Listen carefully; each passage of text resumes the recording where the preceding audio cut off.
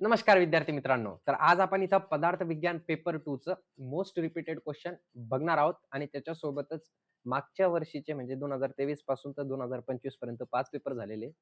तर ते 5 पेपर एम-यू-एचचे मध्ये काय-काय विचारण्यात आलेलं आहे ते आपण इथं बघून घेणार आहोत. ठीक आहे. एक अजून महत्त्वाची सूचना, ज्यांनी आतापर्यंत चॅनलला सबस्क्राईब केलं नसेल तर चॅनलला सबस्क्राईब करा आणि शेअर करा. कारण या चॅनलवरती तुम्हाला सगळा कंटेंट एम-यू-एचचा बी-ए-एम-एस फर्स्ट इयरचा भेटणार आहे. मराठीमध्ये कंटेंट भेटणार आहे. मोस्ट रिपीटेड क्वेश्चन चालूच आहे आपले. वन शॉट सीरीज येणार आहे. गेस्ट पेपर ऑलरेडी टाकण्यात आलेले आहे. तर गेस्ट पेपर कुठे टाकलेले आहे? तर ॲपवरती टाकलेले लिंक दिलेली आहे डिस्क्रिप्शनमध्ये आणि नोट्ससाठी पण ॲप तुम्ही डाउनलोड करू शकता.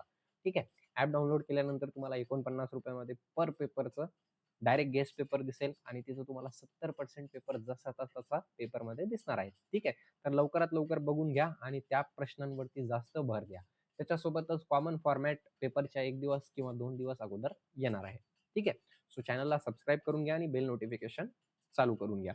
आता आपण या व्हिडिओमध्ये काय बघणार आहोत बघा. तर क्वेश्चन रिपीट कोणते-कोणते झालेले, जसं आपण पदार्थ पेपर 1 मध्ये बघितलं, संस्कृतमध्ये बघितलं, समितामध्ये बघितलं, क्रियामध्ये बघणार आहोत आणि रचनामध्ये सुद्धा आपण बघणार आहोत. ठीक आहे. तर इथं एक महत्त्वाची गोष्ट ही आहे, की तुम्हाला बघितलं पाहिजे तुम्ही आणि एकदम डोकं उघडं ठेवा तुमचं, की कोणते प्रश्न परत-परत रिपीट होत आहेत. ठीक आहे. आणि याच्यामधूनच जे पेपर पॅटर्न आहे, ते आपण फक्त आणि फक्त 100 मार्काचा पेपर पॅटर्न घेतलेला आहे. म्हणजे 1.5 वर्षाचा जो प्रोफेशनल आहे आपला, त्याच्यानुसारच पेपर घेतलेले आहे आपण. जे नवीन सिलेबस आहे 2021 नुसार तेच घेतलेलं आहे. ठीक आहे. तर सगळ्यात अगोदर 2025 चा पेपर बघून घेऊया आपण पदार्थ पेपर 2 चा. तर बघा एस-क्यू काय-काय विचारले गेले होते. तर प्रमा, प्रमाण, प्रमेय, प्रमाता याच्या व्याख्या लिहा. सरळ-सरळ व्याख्या लिहायची आहे तुम्हाला कशा-कशाचे प्रमाचे, प्रमाणचं, प्रमाण, प्रमेयचं आणि प्रमाताचं. त्याच्यानंतर दुसरा प्रश्न काय? आपचे लक्षण लिहून आप्तोपदेशाची चिकित्सा महत्त्व वर्णन करा. आप्त लक्षण लिहायचे, आप्तोपदेशाचे चिकित्साचे महत्त्व लिहायचं आहे. ठीक आहे. तिसरा प्रश्न कारणाची व्याख्या लिहा व प्रकार लिहा. कारण काय असतं आणि त्याचं व्याख्या काय आणि त्याचे प्रकार काय? ठीक आहे. सदहेतू काय असतात? त्याची लक्षणे लिहा. सदहेतूची लक्षणे नाव लिहायचं आहे. ठीक आहे. युक्ती परीक्षेची व्याख्या लिहून चिकित्सीय उपयोगिता वर्णन करा. सरळ-सरळ युक्ती परीक्षा लिहायचंय तुम्हाला आणि चिकित्सातील महत्त्व लिहायचंय. उपमान परिभाषा लिहून त्याच्या निदानातील उपयोगिता लिहा. म्हणजे महत्त्व लिहा. कशाचं? उपमानचं. ठीक आहे. त्याच्यानंतर अनेकांतवाद परिचय व व्याख्या सदोरण उदाहरण लिहा. अनेकांतवाद काय असतं? ते तुम्हाला इथं डिटेलमध्ये लिहायचंय. ठीक आहे. आता इथं आहे ना, म्हणजे नेमका विषय कसा आहे, तर एकदम सरळ-सरळ पेपर येत असतो. ब्लूप्रिंट फॉलो होत असते. तर सरळ-सरळ प्रश्न, जे प्रश्न आहे 100% तेच फॉलो होत असतात. ठीक आहे. चालेल. त्याच्यानंतर विविध वाद याचे नमूद करून सत्कार्यवादाचे सविस्तर वर्णन करा. आता आपल्याला कार्यकारण सिद्धांत आहे, त्याच्यामधला हा प्रश्न आहे 10 मार्काचा. ठीक आहे. सरळ-सरळ विविध वाद कोणते-कोणते आणि नामोल्लेख त्याचा करायचा आहे आपल्याला, म्हणजे जेवढे पाठ आहे तुम्हाला सत्कार्यवाद, असत्कार्यवाद, क्षणभंगुरवाद, ठीक आहे. जेवढे पण येत असेल तुम्हाला ते लिहायचं आहे आणि सत्कार्यवादबद्दल 3 पेजेसमध्ये माहिती लिहायची आहे. सन्निकर्ष परिभाषा. सन्निकर्ष काय असतं त्याची परिभाषा लिहा व त्याचे प्रकार लिहा. ठीक आहे. तिसरा प्रश्न बघा, हेतुसाध्य व्याप्ती पक्ष धर्मता. त्याच्यानंतर याच्या व्याख्या सांगून अनुमानाचे प्रकार लिहा. अनुमान प्रमाणचे प्रकार लिहा. सरळ-सरळ हेतू काय? साध्य काय? व्याप्ती काय? पक्ष काय? आणि पक्ष धर्मता काय? तिथं एक्झाम्पल काय वापरायचं माहिती आहे का? यत्र यत्र धूम तत्र तत्र अग्नी. त्याच्यानुसार उदाहरण लिहिणं अत्यंत गरजेचं आहे. कशामध्ये? तर अनुमान प्रमाणमध्ये. ठीक आहे. त्याच्यानंतर प्रश्न काय? सरळ-सरळ दिलेला आहे. प्रत्यक्ष प्रमाणची व्याख्या लिहून प्रकार लिहा. सरळ-सरळ एकदम. प्रत्यक्ष प्रमाण लिहा आणि त्याचे प्रकार लिहा. चालेल. त्याच्यानंतर 2024 चा पेपर बघत आहोत आपण. म्हणजे तुमच्या सीनियरचा म्हणजे माझ्या ज्युनियरचा. तर काय आहे बघून घ्या. लघुत्तरीय प्रश्न म्हणजे एस-क्यू काय-काय विचारलेले, प्रमाण व परीक्षा व्याख्या लिहा. सरळ-सरळ प्रमाण काय आणि परीक्षा काय याची व्याख्या लिहायची. त्याच्यानंतर शब्दाचे प्रकार लिहा. शब्द प्रकार लिहायचे. इंद्रिय पंचपंचक. सरळ-सरळ प्रश्न इंद्रिय पंचपंचक लिहा. ठीक आहे. त्याच्यानंतर शर्कानुसार अहेतूचे प्रकार लिहा. अहेतू काय? तर त्याचे प्रकार तुम्हाला इथं लिहायचे. कशातला प्रश्न आहे हा? तर हा प्रश्न आहे अनुमान प्रमाणचा. युक्ती परीक्षेचे महत्त्व. युक्ती परीक्षेचं महत्त्व काय ते लिहायचंय सरळ-सरळ. उपमान, प्रमाण, लक्षण व प्रकार. उपमान, प्रमाण काय आहे? त्याचे लक्षण काय आहे आणि त्याचे प्रकार काय आहे? अनेकांतवाद काय असतं? ते लिहायचंय. सपक्ष, विपक्ष उदाहरणासह लिहा. उदाहरणासह लिहा म्हणजे उदाहरण पण तुम्हाला इथं द्यायचंय. सपक्षची व्याख्या लिहायची, विपक्षाची व्याख्या लिहायची आहे. ठीक आहे. आणि त्याचं महत्त्व लिहायचंय आणि त्याच्यासोबतच उदाहरण लिहायचं. उदाहरण महत्त्वाचं आहे. ठीक आहे. तर दीड-दीड मार्काचा एक-एक प्रश्न तुम्हाला विचारलेला गेलेला आहे इथं. चला. त्याच्यानंतर दीर्घोत्तरीय प्रश्न. दीर्घोत्तरीय प्रश्नामध्ये काय-काय? तर आयुर्वेद प्रमाणाची उपयोगिता व महत्त्व. सरळ-सरळ प्रमाण काय असतं? त्याची उपयोगिता काय आहे? आणि महत्त्व काय? ते लिहायचं आहे. प्रत्यक्ष प्रमाणाचा शरीर निदान चिकित्सा व अनुसंधानामध्ये उपयोग लिहा. तर सगळ्यात अगोदर शरीर स्थानामध्ये प्रत्यक्ष प्रमाणचं 1 पेज, निदानमध्ये 1 पेज, चिकित्सामध्ये 1 पेज आणि अनुसंधानामध्ये 1 पेज असं तुम्हाला करून काय करायचंय, अनुसंधान आता वरती समजत नसेल तुम्हाला अनुसंधान म्हणजे काय, तर खालीलचा प्रश्न खालचं हे बघा रिसर्च, ठीक आहे. रिसर्च दिलेलं आहे खाली. तर जर का वरचा प्रश्न समजला नाही, तर इंग्रजीमध्ये सुद्धा वाचून घ्या तुम्ही, तर ते तुम्हाला क्लॅरिटी येऊन जाईल. ठीक आहे. समजलं तुम्हाला?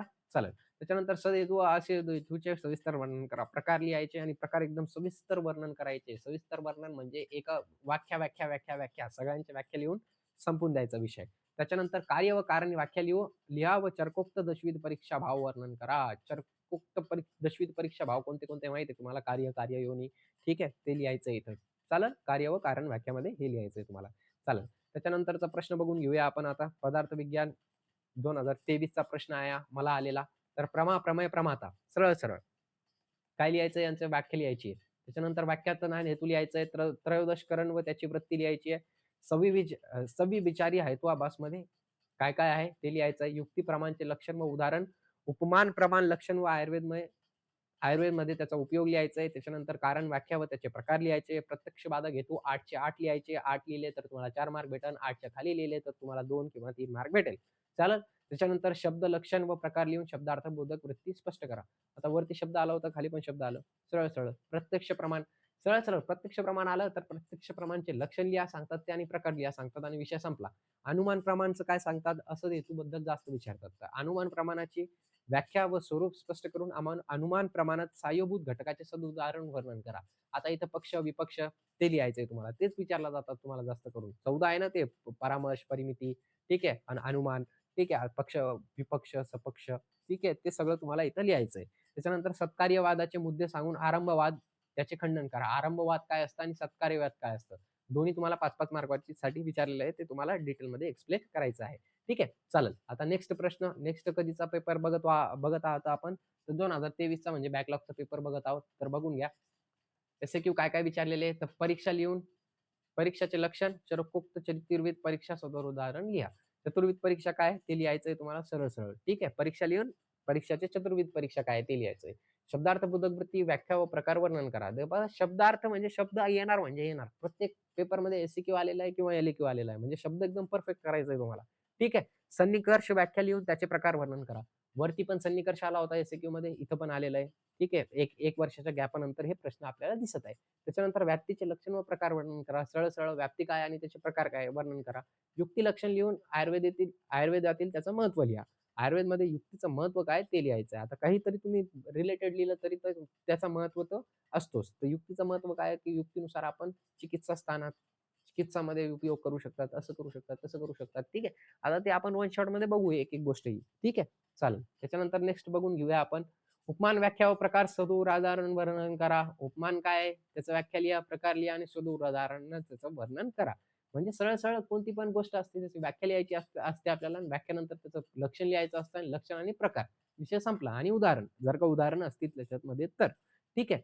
परिणामवाद व त्याचे आयुर्वेदातील महत्त्व. परिणामवाद काय आणि त्याच्या आयुर्वेदमध्ये त्याचं महत्त्व काय? सरळ-सरळ. पंचावही वाक्य कोणते-कोणते करून त्याचा अनुसंधानाने म्हणजे रिसर्च अपडेट काय आहे त्याची, त्याचं सिग्निफिकन्स काय ते तुम्हाला इथं वर्णन करायचं आहे.